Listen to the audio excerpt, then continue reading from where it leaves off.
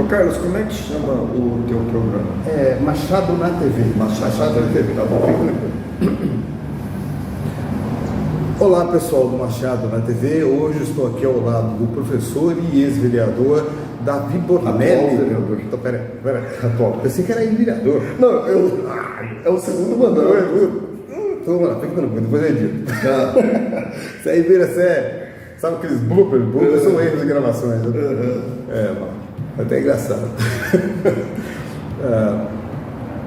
Olá pessoal do Machado na TV, hoje estou ao lado do professor e atual vereador, já do segundo mandato, o Davi Bornelli. Tudo bem, Davi? Graças a Deus, Carlos, muito prazer estar aqui conversando com você, falar um pouco de xadrez, de vereança, do que você quiser. Sim. Aliás, pessoal, hoje é um dia milagroso, porque demorou para entrevistar o Davi, demorou. Quando o Balmera vai à montanha, a montanha vem até o Balmera. Legal. Davi, vamos lá. Você é professor de matemática. Matemática. E creio que é uma das grandes preocupações de muitas pessoas, porque só quem gosta de exatas, você gosta de números. Mas, primeiramente, o que fez você gostar da matemática? Alguma influência dos pais, da mãe? Nada disso. Não, eu não sei, isso aí é difícil dizer, né? Mas desde os anos iniciais na escola, eu já fui gostando mais da área de exatas do que da área de humanas, da área biológica. A área biológica, por exemplo, eu detestava. Então eu sempre, desde criança mesmo, Carlos, eu gosto da área de exatas. Que legal. Inclusive, após terminar o ensino médio, né? Eu fui para Maringá, onde eu fiz engenharia. Eu sou formado em engenharia civil. Aí fui dar aula. Aí, para não ficar dando aula como engenheiro, tendo que pegar sempre uma autorização da superintendência, eu fiz matemática também. Entendi. Então eu tenho engenharia civil na Universidade Estadual de Maringá, tenho matemática na Universidade Leonardo da Vinci em Santa Catarina. E tenho pós-graduação em matemática e estatística na Universidade Federal de Lavras. Sensacional, cara. Olha, é uma paixão por números, não? É uma paixão. Uma paixão por números. Davi, é mito ou realidade? Quem gosta de matemática realmente tem um raciocínio mais rápido ou é pura lenda? Não, hoje nós conhecemos as inteligências múltiplas, né, cara? Então uma pessoa ela pode ser muito bom na matemática e ser péssimo numa outra área, como línguas, por exemplo, né? Tem uma dificuldade tremenda de aprender uma segunda língua, né? Gente que vai muito bem em áreas biológicas, por exemplo, não gostam da área de linguagem. Quem gosta da área de linguagem não gosta da área de exatas, né? E a gente tem que reconhecer isso, né? Tinha um mito antigamente que quem gostava de matemática era mais inteligente que os outros. Eu vi isso. Não, isso não é verdade, não. Agora nós sabemos que as inteligências elas têm as suas áreas. Sim. Alguns estudiosos já separaram a inteligência em 7 áreas. Certo. Né? Então você é inteligente numa área, mas pode não ser nas outras. Interessante. E aquele que você acha que é mais burrinho, ele pode ser muito mais inteligente que você em outras áreas. De repente você vê uma pessoa, como você falou, uma pessoa que não sabe nem somar 2 mais 2, mas é craque em escrever contos, craque em analisar teatro, dança, música. Olha para você ver, eu sou muito, muito burro em música. Eu tentei aprender violão, não consegui. Tentei aprender piano, não consegui. E tem gente que não faz conta com rapidez, com precisão, mas pega e já sai tocando como se fosse aquilo parte do corpo dele. Olha, querendo ou não, eu acho que a inveja ela é uma coisa que faz parte, para mim, na minha opinião, ela faz parte do ser humano, de acordo com a dosagem de inveja. Tem aquela inveja muito negativa que você quer, e tem aquela que você fala, mas eu não consigo, não é que você quer que o cara não faça nada, mas como é que ele pode ou não? Pinta isso nas pessoas, você fala, puxa, eu sou tão bom nisso aqui, por que eu não consigo me desenvolver nisso? Aí você fala, ó cérebro, conversa comigo. Davi, falando da Unimap, Ah, tá. Você se formou tudo. Uma pergunta. Você é machadense ou você é paranaense? Eu sou machadense, mas eu vim morar em Machado apenas após formado já em engenharia. Em que ano? Passei em 1986. Certo. Eu estou com 59 anos, Opa. sabe? Nasci em 63. Certo. E eu me formei em engenheiro, vim para Machado, Sim. aonde comecei a dar aula aqui em Machado. Já dei aula no SIC, já dei aula no Unicol, já dei aula no Iracema, já dei aula na Unimap, já dei aula na Faculdade de Agronomia. Agora estou no Gabriel Doril. Nossa, você é um professor cigano, no bom sentido. E é bom demais você pegar essas experiências nas escolas, conhecer mais alunos, mais professores, é bom demais. É muito bom, é muito né? bom. A gente sempre guarda o rosto dos alunos, Carlos, mas o nome é difícil, né? Cada ano são 250 novos alunos. Sim. Aí o aluno encontra com a gente, professor, o senhor lembra de mim? Eu falei, eu lembro de você, mas do teu nome eu não tenho como lembrar. E quando você não lembra do nome, não lembra do rosto, enquanto você vai conversando com a pessoa, enquanto você está enrolando a pessoa, lá dentro do teu cérebro está mexendo no baú para encontrar o nome da pessoa e você não acha. É duro. Eu passo por isso, já passei por isso. Davi, com relação à Unimap, quando que ela surgiu e você foi um dos diretores? Como é que foi? A Unimap, ela surgiu antes do ano 2000, né? No final do século passado, com o Edson Leite. Ele é professor lá no Instituto Federal, certo. O Edson Leite, Edson Rubens da Silva Leite. Ele montou a escola e tal, e eu trabalhei 12 anos na Caixa Econômica Federal aqui em Machado. Olha só. Saí de lá em 2001. Aí, em 2002, o Edson me chamou para dar aula lá, eu fui. Logo em 2003, ele já me propôs ir para a direção da escola, que eu aceitei. Sim. Né? E fiquei por 8, 10 anos lá na direção da escola. Sim, certo, sabe? Certo. Enquanto ela funcionava ali na Praça do Mercado Municipal. Isso, ao lado, exato. Aí depois a FUMESC comprou o Colégio Unimap. Aí eu já não fui mais para. Aí eu já comecei a dar aula no estado. Entendi. Aí depois você comentou que depois o atual Colégio Aliança comprou a parte. Isso, Aí o colégio que se chamava Colégio Unimap foi comprado pelo Colégio FUMESC. Colégio FUMESC, de propriedade do senhor Robertson. E agora, o ano passado, o senhor Robertson vendeu o Colégio FUMESC para o Colégio Aliança. Sim. Aliás, é bom diga de passagem, porque confunde a gente. Tem a faculdade, tem a faculdade FUMESC, que não tem nada a ver com o Colégio Aliança. E o Colégio FUMESC era tudo mesmo terreno, porém a Aliança comprou comprou espaço. Comprou o nome Colégio FUMESC com a carteira de alunos. Sim. E tudo mais, mas a propriedade do espaço físico não. Continua do Sr. Roberto. Beleza, interessante. Eu fico pensando assim, você foi concursado na Caixa, correto? Isso. E aí você desistiu para ser. Eles falaram, Davi, nunca ninguém saiu da Caixa do Banco do Brasil sem ser por aposentadoria. Eu falei, então vocês vão ver o primeiro. Puxa vida. Eu ocupava o cargo de tesoureiro ali na Caixa Econômica Federal e saí, Carlos, para dar aula, porque dar aula é o que eu sempre gostei, para ganhar 1/3 do que eu ganhava.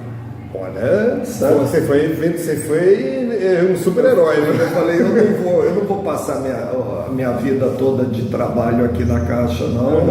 Não era o que eu queria, financeiramente era muito bom. Sim. Mas não era o que eu queria, então eu falei, eu vou sair daqui e vou dar aula. Por isso que eu fiz matemática, né? Eu, como engenheiro, tinha uma certa restrição com relação a dar aulas, então eu fiz matemática, foi muito fácil, Carlos, porque o engenheiro vê mais matemática do que o matemático. Entendi. Então, a hora que eu fui fazer o curso de matemática, eu já tinha todas as matérias feitas. Eu fui fazer apenas as matérias pedagógicas. Entendi. Certo? Entendi. Aí me formei em matemática, aí sim eu prestei o concurso do Estado, em 2011, passei em primeiro lugar, graças a Deus, né? E aí comecei a dar aula lá no Iracema, depois vim para cá, para o Gabriel Dorico. Aqui já estou há 8 anos. Aliás, você leu meu pensamento, era a pergunta que eu ia fazer, quanto tempo você já está dando aula aqui? 8 anos? 8 anos já aqui no Gabriel Dorico. E é bom demais você ver professor e aluno, você vê o futuro na sua frente, o futuro cidadão, deve ser uma coisa muito legal, né? É bacana, Carlos. Agora, eu não sei quanto tempo mais temos. Pode falar, fica à vontade. Uma coisa que anda me preocupando, Carlos, até tenho comentado com alguns colegas, é o seguinte: os nossos alunos estão perdendo um pouco essa visão de fazer faculdade. Então, a hora que você vai lecionar matemática, uma matéria assim um pouco mais aguda, vou dar um exemplo aqui, logaritmo. Sim. Professor, eu não quero aprender isso não. Não, mas você tem que aprender para você fazer um bom vestibular, para você entrar ali no Instituto Federal, gratuito, nós temos aqui na nossa cidade, para você fazer uma boa faculdade. Não, eu não quero fazer faculdade. Não quer? Não, eu não quero. Eu saindo aqui do terceiro colegial já estou satisfeito. E isso tem assim me chateado muito, sabe? Então, por exemplo, uma sala de 35 alunos, você fala, gente, quantos pretendem fazer faculdade? Meia dúzia levanta a mão. E isso que a gente que é educador magoa muito. Eles estão perdendo, Carlos. Eu não sei de onde está vindo isso. Se você me falar o porquê disso, eu ainda estou tentando apurar. Eles estão perdendo por completo essa noção de fazer uma faculdade, de querer progredir financeiramente, socialmente, de dar uma vida melhor, de ter uma vida melhor do que os pais deles tiveram. Sim. Eles estão, Carlos, assim, acomodados. Meu pai isso, minha mãe isso, se eu tiver isso com meu pai e minha mãe, para mim tá bom. Entendi. Realmente é engraçado que ao mesmo tempo chega a ser até fácil você responder essa pergunta devido à situação social do Brasil e da cabeça dos jovens, mas ao mesmo tempo você entrar na cabeça dos jovens, você fala, como é que você consegue ter esse tipo de pensamento? É lógico que nem todo mundo vai pensar igual, né? Acho que uma boa parte quer fazer faculdade, uma boa parte de repente quer fazer um trabalho normal, boa parte não vê a hora de sair da escola, aprender só o ABCD. É complicado você, como professor, ao ouvir e ver isso, parece que não é uma missão que não está sendo cumprida. Isso, exatamente isso. Exatamente, porque se eu estou aqui, cara, eu considero que eu conheço matemática. Então, como é um campo que eu domino, eu gosto quando eu encontro alunos que falam, professor, eu trouxe o exercício aqui, está muito difícil, me ajuda e tal. Agora, eu estou vendo, Carlos, ano a ano, a diminuição por interesse em matemática, sabe? Eles não estão se interessando por conhecer matemática. Eu estou me sentindo, Carlos, aqui eu estou fazendo um desabafo. Eu estou me sentindo como um vendedor que tem um produto para ser vendido e ninguém quer comprar. O Davi é complicado. Você pode, porque você gosta de matemática. Então, quando a gente gosta de alguma coisa, parece que tudo é mais fácil de você pegar quando você ama a coisa. Mas eu digo por mim, quando eu estudava, a língua portuguesa é 8,80 e matemática é 8,80. Não, tinha que ser 8,80. Não tem meio termo. A falta de meio termos, aquilo que você tem que ser exato, fala, nossa, é tudo complicado. Porque é engraçado, quando você faz algo, o professor analisa só o teu raciocínio, foi bem, beleza, o resultado está aproximado, tá bom. Agora a matemática não tem conversa, ou é zero, não tem erro. Eu falo sempre para eles que matemática tem essa desvantagem e tem vantagem. Por exemplo, se o professor de história, de geografia, de biologia não gosta de você, Você faz uma prova razoável, ele vai encontrar detalhezinhos ali para não te dar nota. Na matemática não tem jeito, eu posso não gostar de você, Carlos, mas se você me apresentou a prova correta, eu sou obrigado a te dar. Tem que estar então isso é bom na matemática. Isso também é interessante. Isso é bom na matemática. E o contrário também. Se eu gostar de você, quiser te dar nota, mas você me apresenta uma prova toda errada, o que eu vou fazer? Você começa a coçar o cabelo, nossa. Tanto é que é interessante, você pode perceber que existem nas outras matérias, eu posso estar enganado, faz tempo, né? Você tem o professor dá trabalhos para você conseguir uma nota para cima daquela. A matemática dificilmente tem trabalho. Não, eu dou trabalhos também, dou para ajudar na nota, né? Então todos fazem, ou alguns fazem o resto copia, né? Com certeza vai ser isso, mas é para ajudar na nota, né? Mas a matemática, o aluno tem que colocar ali, se ele sabe ou se ele não sabe, não tem jeito. Agora, por exemplo, se eu sou professor de história e coloco uma questão assim, escrevam sobre a independência americana. Sim. O pouco que você escreve pode estar bom, pode estar ruim, pode estar médio. Na matemática não tem isso. Não tem conversa. É aquilo mesmo. Ou é ou não é. Eu acho que a matemática ela foi criada por torturadores. Davi, vamos só dar uma pausa para conversarmos sobre o xadrez. Sim, né? sim. Pessoal, vamos lá, uma pequena pausa aqui. Bom, pessoal, agora a segunda e última parte dessa bela entrevista, vamos conversar sobre o xadrez. O xadrez também não está muito ligado à matemática, de uma certa forma, né? Porque é raciocínio. Sim. Davi, como que o xadrez entrou na sua vida? Então, Carlos, é uma história, eu vou tentar resumir o máximo possível, é uma história interessante. Sim. Eu tinha 8, 9 anos de idade, morava em Pouso Alegre, eu vi pessoas jogando, ninguém me ensinou, eu vi uma jogando contra a outra, fiquei olhando um dia, outro, e acabei gostando do jogo e aprendendo os movimentos.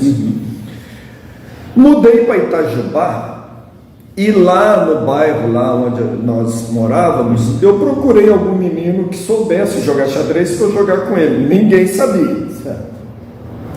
Aí eu falei para o meu pai, me dá um tabuleiro de xadrez, mas nós tínhamos pouquíssimos de dinheiro, sabe, cara?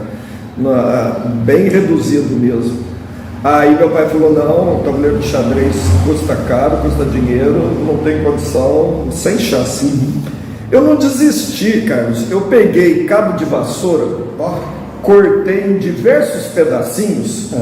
O pedaço maior era o rei, depois o pedaço menor a dama, por ordem de importância. Depois pedaços menores as torres, depois menores os bispos, os cavalos e por último os peõezinhos, que eram os pedacinhos mais pequenos. Nossa. Pintei um conjunto de azul e um conjunto de vermelho. Na verdade, no xadrez é branco e preto. Sim. Mas eu não tinha a tinta branca e preta, eu tinha a azul e a vermelha, eu falei, vai essa mesmo. Né? E pintei lá e em cima, assim, na cabecinha, eu colocava, por exemplo, a torre, colocava um T, o cavalo, colocava um C, né? O bispo, B, peão, P e tal. E assim eu consegui montar o tabuleiro, eu fiz de papelão mesmo, né? 8x8, 64 casas, pintei metade delas, né? Virou um tabuleiro. E peguei esses 2 jogos que eu fiz de cabo de vassoura, chamei meus coleguinhas do bairro lá, falei, vem cá que eu vou ensinar xadrez para vocês. Nossa, cara, que incrível. E comecei a ensinar xadrez para eles, e depois de uns 2 anos já tinha até campeonatinho. Você organizou o campeonato? Organizei campeonato. O mesmo tabuleiro. Porque todos eram meninos muito pobres e nenhum deles tinha tabuleiro de xadrez. Certo. Aí, saindo de lá, eu cheguei em Mogi Guaçu. Chegamos em Mogi Guaçu em 77, eu tinha 14 anos. 14 anos. Aí eu fui na biblioteca municipal lá em Mogi Guaçu e lá tinha uma sala de xadrez com vários tabuleiros, mesmo, relógio de xadrez. Nunca tinha visto relógio de xadrez na minha vida. Eu falei, gente do céu, o que é isso aqui? E tinha uns garotos jogando lá, tinha um professor, o Dinovaldo Bueno. Aí ele virou para mim e falou assim, ô menino, você quer aprender a jogar xadrez? Eu falei para ele assim, já sei. Ah, você já sabe? Eu falei, sei. Então vem cá e joga aqui com eles. Joguei, Carlos, perdi todas. Nossa. Não ganhei nenhuma. Eu falei, caramba, eu sei jogar isso, eu não sei. Aí no dia seguinte eu tava lá, falei, ó, eu quero aprender. Eu descobri que eu não sei porcaria nenhuma. Aí ele começou a me ensinar, sabe, me dar livros e tal. Aí, Carlos, viciei. Fiquei 5 anos estudando xadrez, no mínimo 4, 5 horas por dia. Caramba, meu. Chegamos, e o prefeito de Mogi Guaçu, ele dava muita atenção para a equipe de xadrez, porque quando Mogi Guaçu ia para os Jogos Abertos de São Paulo, a única modalidade de Mogi Guaçu que trazia medalhas era o xadrez, sabe? Então a gente chegava para o prefeito, tem um torneio em Uberlândia, tem um torneio em Santos, o prefeito bancava tudo, certo. Transporte, alimentação, hospedagem, bancava tudo. E aí, Carlos, a equipe de xadrez de Mogi Guaçu foi crescendo muito, sabe? Fomos campeões da zona leste do estado de São Paulo.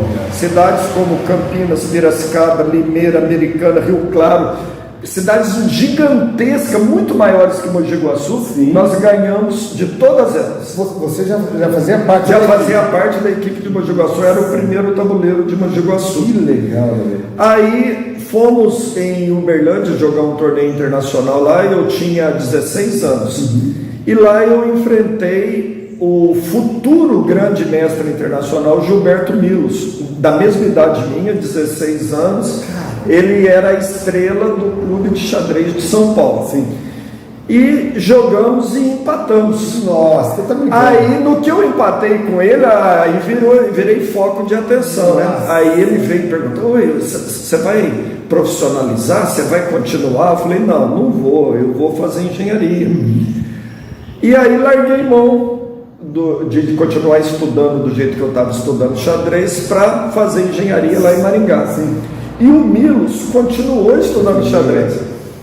Foi engraçado, Carlos, que enquanto eu fazia engenharia em Maringá nos próximos 5 anos, eu pegava o jornal, a Folha de São Paulo, o Estado de São Paulo, vinha assim, Gilberto Milos na Índia, Gilberto Milos na Grécia, Gilberto Milos no Canadá. Ele viajou o mundo inteiro jogando xadrez e eu preso lá em Maringá. Não estou falando que eu tinha o talento dele de forma alguma. Mas ele, um menino muito talentoso, virou um grande mestre internacional e viveu de xadrez a vida toda. Mas o fato de você ter empatado com ele demonstra que o seu raciocínio, a sua dedicação era tanto quanto a dele. Infelizmente você criou um caminho diferente. Isso, exato. Demonstra que naquela fase ali, naquela idade, né, nós dois com 16 anos, nós tínhamos mais ou menos o mesmo conhecimento de xadrez. Né? Não significa que se eu me dedicasse a xadrez eu ia me virar um grande mestre, né? Mas a verdade é que ele tomou esse caminho diferente, a minha vida, a vida dele, né? E ele até encontrou com o meu técnico de Mogi Guaçu, o Rodinovaldo, muitos anos depois disso, falou assim, e aquele menininho lá de Mogi Guaçu que empatou comigo? Ele falou, não, aquele lá agora é professor, é vereador, é outra coisa, mas ele não esqueceu. Você, de lá pra cá, você nunca chegou a ter um contato nem por e-mail com ele? Não. É difícil, né? Ele mora em São Paulo, né? Viaja muito, né? Os grandes mestres são muito requisitados para os torneios, né? É difícil. Davi, conta pra nós uma coisa interessante. É muito legal saber esse seu caminho até lá. Você se tornou campeão brasileiro de xadrez. Não foi? Não. Fala, que eu ouvi. Não. Eu, igual eu te falei, nós somos campeões lá da Zona Leste do estado de São Paulo. Aí fui para Maringá, fiz lá a engenharia, participei do campeonato universitário, né? Depois eu vim para Machado. Chegando aqui em Machado, me chamaram para participar do GIMES, que é a mesma coisa do JASP lá em São Paulo. Aqui em Minas chama GIME. Jogos do interior de Minas Gerais. E fiquei 4 anos invicto no GIME aqui. E depois veio o casamento, Carlos. Com o casamento, aí parou o xadrez. A patroa beijando. Com o casamento parou. Aí fiquei de 94 a 2017, né? 17 com 6, 23 anos sem disputar campeonato. Aí teve um torneio no Instituto Federal aqui em Machado. A equipe de xadrez de Machado foi lá em casa, falou: Davi, você vai voltar a jogar. Falei: não vou de jeito nenhum, estou super destreinado. Agora vocês têm computadores que auxiliam. Na minha época nem existia computador. Não vou, não, vai sim.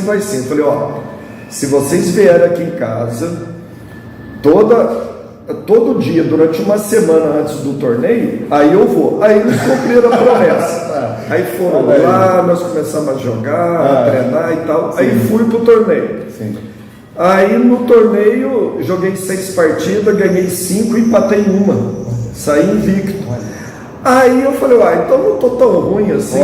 Aí eu voltei a jogar, Carlos. Aí de 2017 para cá, eu tenho ido em diversas cidades, diversos lugares, jogando xadrez. Aquela paixão pelo xadrez retornou, sabe? Você chegou a disputar, desculpa se eu estou sendo repetitivo, mas você chegou a ser campeão estadual? Chegou a ser?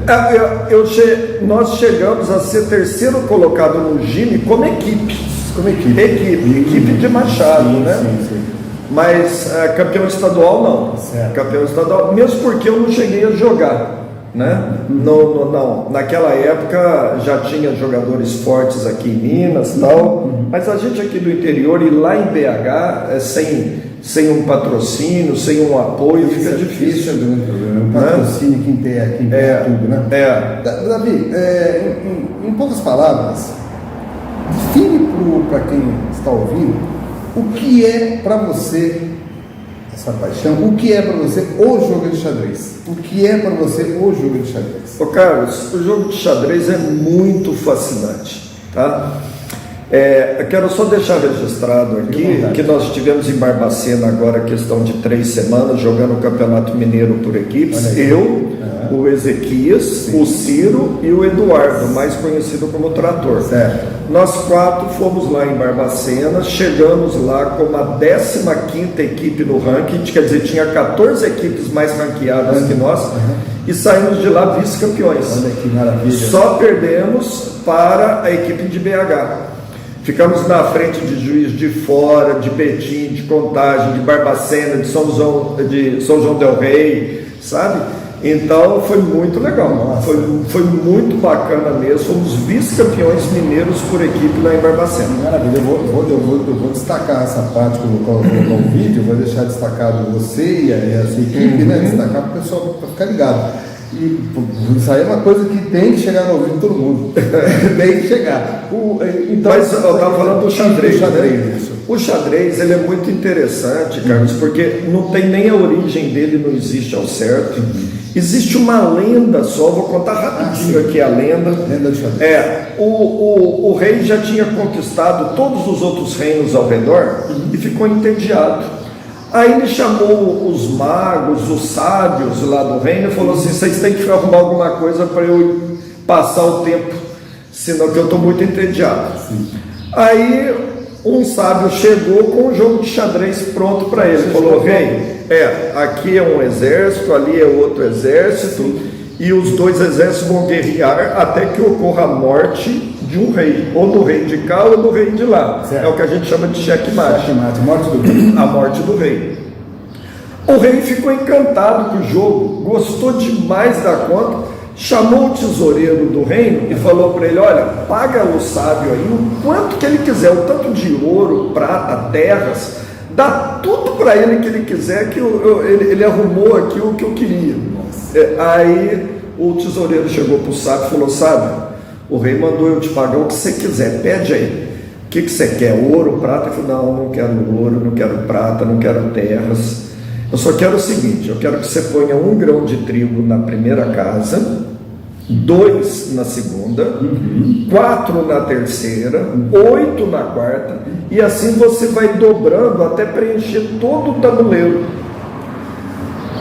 O tesoureiro falou: você está louco? Você podendo pedir tanta coisa, você vai me pedir um pouquinho de grão de trigo? Você está ficando louco? Não, é isso que eu quero.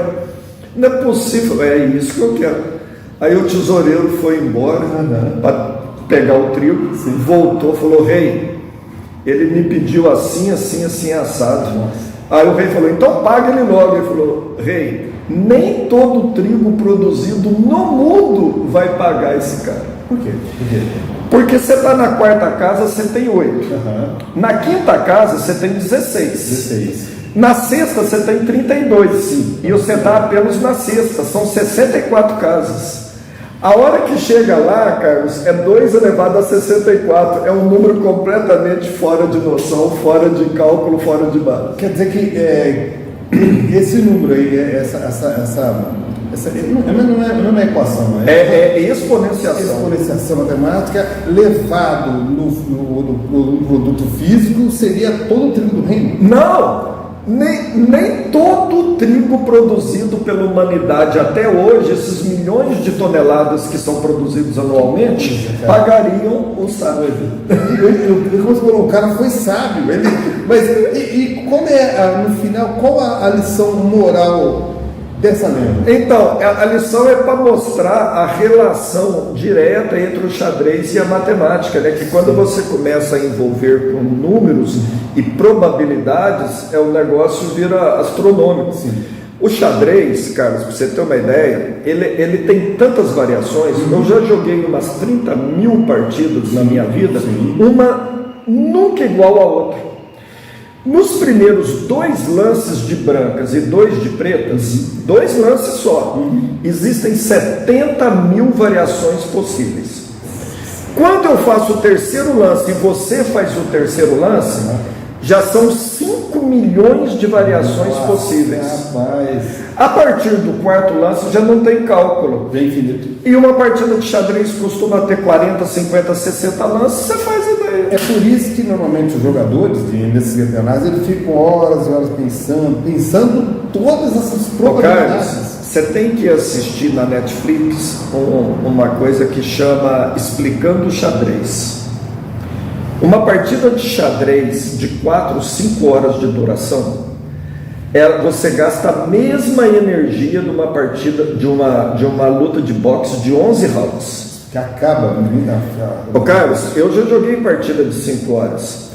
A hora que eu terminei a partida, se você chegasse para mim naquele instante e falasse: fala teu nome completo, eu ia demorar para falar meu nome completo. Incrível, cara. Porque o cérebro está totalmente e totalmente desgastado também.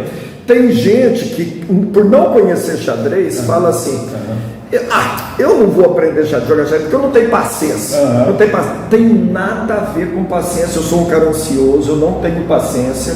Só que essas 4, 5 horas que você passa ali, parece que foi 2 minutos. Por causa da possibilidade de situações que você pode envolver o seu adversário. Então acaba aparecendo poucos minutos aqui. Nossa, cara, Davi, olha, a gente ficaria horas e horas e horas conversando sobre xadrez. Nossa, cara, eu fico imaginando. Uma coisa, você conheceu o professor Adalto, né? Sim. O Adalto também, ele é incentivador de xadrez. O Adalto é um grande incentivador do xadrez aqui em Machado. Ele leciona, ele faz um trabalho voluntário ali no Dom Pedro, no Paulina Rigotti, lá no Comendador Lindolfo, ali na Rua da Máquina. Inclusive, eu tive o prazer e a honra de dar uma honra ao mérito para ele. Nossa, na minha primeira vereança, sabe? Aprovado por todos os vereadores, né? Exatamente por esse trabalho voluntário em cima do xadrez que ele faz aqui na Machado. Que maravilha. Não tivemos tempo de conversar sobre o ser vereador já pelo segundo mandato. É uma paixão também servir o público. Sim, isso daí foi outra coisa muito repentina na minha vida também, Carlos, porque eu nunca participei nunca fui filiado a partido político nenhum. Sim. Em 2012, chegaram para mim e falaram: Davi, por que você não candidata a vereador? Você é muito querido na cidade e tal. Eu falei: não vou mexer com isso não. Aí insistiram, eu falei: tá bom, eu vou. Aí, até por uma certa surpresa minha e dentro da providência de Deus, eu fui eleito. Que legal, né? Eu fui eleito por causa do meu trabalho na Caixa Econômica Federal, o povo sacando fundo de garantia, PIS, né? Aquela coisa toda, seguro-desemprego. Sim. Então, às vezes eu ia pedir voto, o cara falava, eu te conheço. Ela falava, me conhece da onde? Da Caixa Federal. Acabou contribuindo. Que bom. Isso mostra que as pessoas confiarem em você, e você, por ser uma pessoa séria, né? Algo que todo vereador tem que ter, né? A seriedade, né? Verdade, seja dita.